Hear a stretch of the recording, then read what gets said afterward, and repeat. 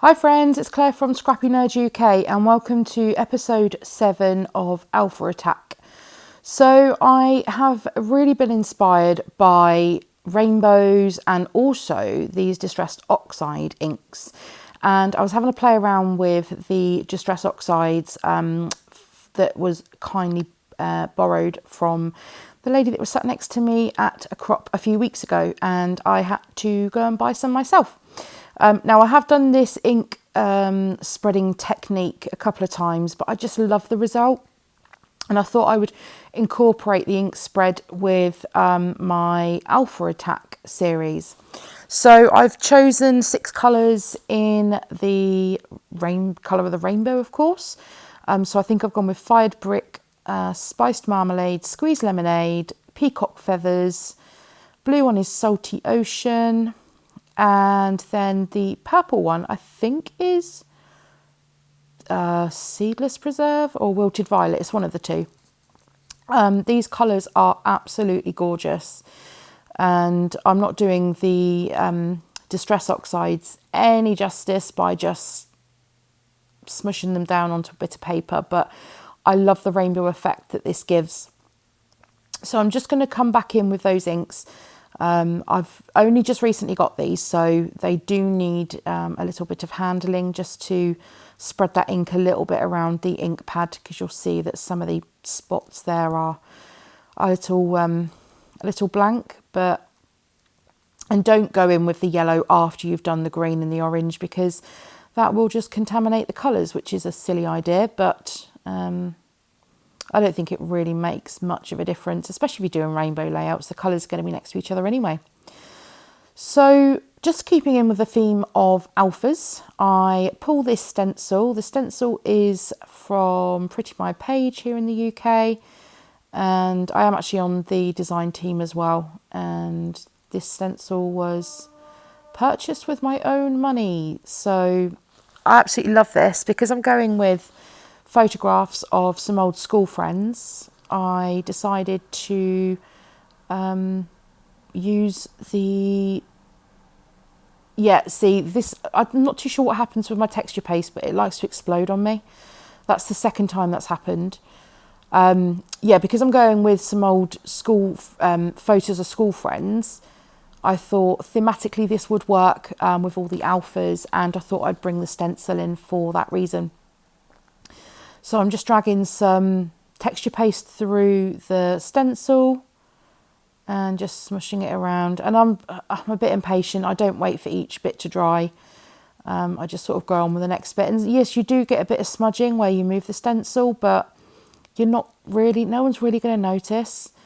And, the whole point is the eye should be drawn to the photos anyway, not the little bit of texture paste that you've smushed between where you've lifted the stencil up.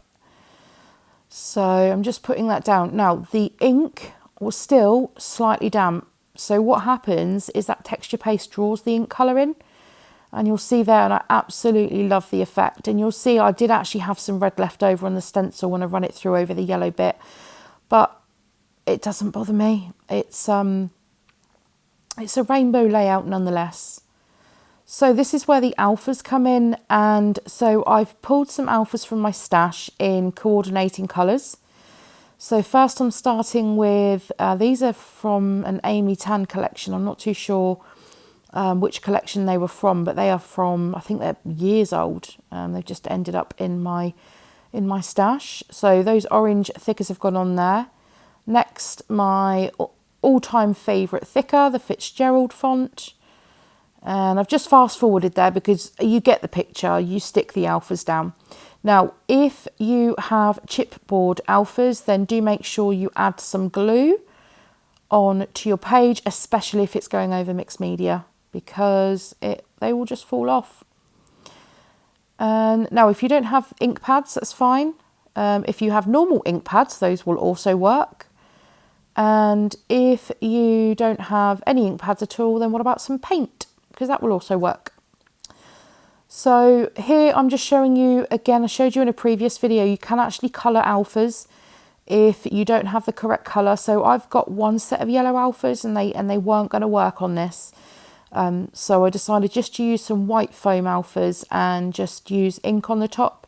The ink sprays will also work on these, but I'm so impatient here that I haven't allowed them to dry and the ink is going all over my fingers. So do make sure that you allow time for, especially the foam ones. They take quite a while for the ink to dry on them. So if you are going to work with them, use a pair of tweezers or something whilst they're drying. You can see that I try to dry it and yet still most of the ink come off my finger. But they still stay coloured, so don't panic too much. You're going to sort of wipe the ink off. That doesn't happen. I thought I'd experiment with these alphas as well. So these are also, I think, an Amy Tan one, and these are like chipboard style, I think that's what you call them, and craft, but they're more chipboard, yeah. And so I'm going to try and colour these with the purple, and these come out beautifully. I absolutely love the effect that these come out. And I'm not too worried about sort of missing small parts of the side. You're not really going to be able to see it. So it might be a good idea just to use, so if you don't have many alphas, then what you could do is just use some white ones, and you could just colour the white ones in the coordinating colours instead. Or if you don't have any alphas at all, then you could, if you have a die cut machine, you could cut some alphas out of that, or you could just hand cut some letters and use those instead. So there's always ways around, different methods that you can use to compensate for one thing or another if you don't have it. I had to get a cue used up on this layout, didn't I? Because let's face it, we all have probably hundreds of cues in our thicker stash. I know I do, but stay tuned for what we're going to do with the cues later on in this series. And just sticking that final one down, and I'm already loving how this layout is looking. So next just give it a bit of a clean up, because I've got glue everywhere, I've got texture paste everywhere, I've got ink everywhere, and I'm going to get even more messy. So I then come in with some coordinating ink sprays, and the colours work so well. I think most of them are the Distress inks anyway, so they are the matching ones. So this one here is Salty, oh no, that one's Mermaid Lagoon, but I think the ink pad is Salty Ocean. So I do like it where the colour is slightly darker for the ink splats than what's actually down. Now the yellow one doesn't show up very well. This is Butter. This is a Heidi Swap Colour Shine, because I don't have the Squeezed Lemonade ink spray. Actually, I say that, I've got a feeling I do have it. Just thinking about that. I might have to go and have a look for that one because I'm not too sure where it is. And then this is Fired Brick with a Dilutions ink in Postbox. I think it's called Postbox Red, or just Postbox. And yeah, now what happens when I use mixed media? It goes absolutely everywhere. And then I'm just going to set that aside to dry off.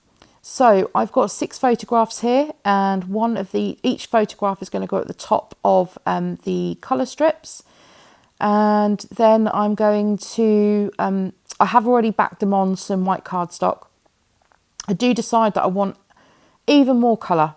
So I have this paper pad here, and this is a great way as well. If you've got 6x6 paper pads and you want to get some more bits used up, then go through and find some coordinating patterns or colours that suit each of the colours that you've used. So I've gone for the rainbow colours here. So I'm just choosing 6 of the same colours or same tones, and all the same colour, that I'm going to back each of the photographs with. So I'm just going to start with the red. So this technique is so easy when it comes to rainbow layouts, and rainbow layouts are just so effective. I just love them. And rainbow layouts won't be much longer, because the dreaded C word, well, it's not dreaded for me because I love Christmas, but the dreaded C word is on its way, and we will hopefully start to do some Christmas scrapbooking. So away with the bright colours, and I know I need to start prepping for my December daily. So if you want to see a December daily series this year, then do let me know in the comments below. If there's enough interest, I will do it. I didn't do it last year because we were actually, we were in Florida last year for 2.5 weeks of, 2 weeks of December. So yeah, by the time I was out of steam after the holiday to even attempt December daily. So I'm raring to go this year with completing that. So if you want to see some preparation and the process, then do let me know. And as I said, I will get that lined up if there is enough interest. So here all I'm doing is just adhering my photographs down. Some of them are flat against the cardstock, and other ones I'm just popping up on some foam dots. That's a technique I've used many times before, where I use the backing of the foam dots as well, and this is perfect. It does the same job. And yeah, just pop that down instead if you're running out of foam dots. I'm not, but I like to be frugal as I can. And just peeling that off and popping that down. And I already much prefer it with the coordinating colour being layered behind it. So the last thing for me to do really is to add a title. So because I've already used a lot of colour on this layout, I do decide to come in with some gold glitter thickers for this one. And you could use coordinating colours again to spell out your title, but I just wanted to break it up a little bit, which is why I've gone with the gold glitter. And my title is going to be School Years with Friends, because these are just a bunch of random photographs that I had in my stash, and it feels great to get them used up. And for those of you that are screaming out for multi-photo layouts, here's another one for you. So thank you very much for watching. I hope you've enjoyed episode 7. If you have, please give it a massive thumbs up. Alpha count so far 396. Don't forget to subscribe, and I'll see you next time.